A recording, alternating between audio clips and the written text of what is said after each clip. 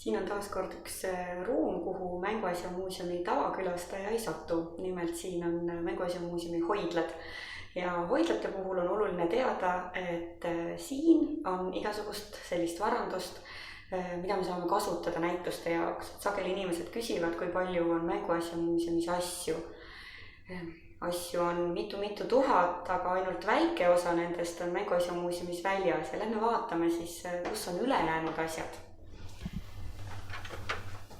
Kui me läheme siit nüüd üle ukse, siis see, kes oleks minuga kaasa tulnud, see saaks kohe aru, et siin on palju jahedam kui igal pool mujal. Nimelt peab hoidlas olema kindel temperatuur ja see on selleks, et need asjad kenasti säiliks, et neid ei mõjutaks soojus ega otsene väga suur külm, et neid ei mõjutaks mingisugune tugev niiskus. Ja sellepärast on meie hoidlates alati umbes 18 kraadi. Ja kui me siin nüüd vaatame, siis siin on meie suurte asjade hoidla, aga läheme edasi, siin peaks olema palju igasuguseid toredaid karpe. Ja karpide pealt saab siis vaadata, mis siin parasjagu on siis siin tahvlid, joonistamismängud, spordivahendid, viske- ja pallimängud, aga meie kõige tagumises hoidlas peaksid olema nukud, nii et lähme vaatame, mis karpides need nukud on.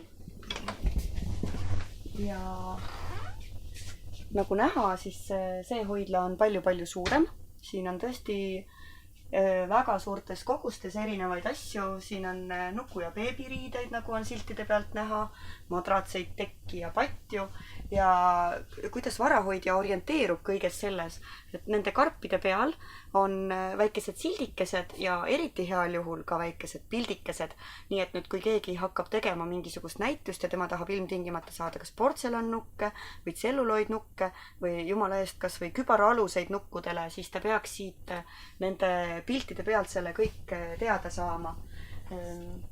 Nendes pikkades ja uhketes koridorides töötavad siis varahoidja ja vahel ka teadur, kes teavad täpselt, mis siin toimub ja tavalisel muuseumirotil on siin isegi natukene kõhe käia, sellepärast et tema ju täpselt ei tea, mis siin sünnib. Ometi on tohutu ahvatlus alati nendesse karpidesse vaadata. Selles karbis näiteks on segamassist nukk, väike menda on siia peale kirjutatud ja meie varahoidja Liis on rääkinud, et temal on sageli tunne, et need nukud nagu magaksid oma karpides ja kui tema teeb siis karbi lahti, siis nukk avab oma silmad ja algab mingisugune hoopis teistsugune lugu.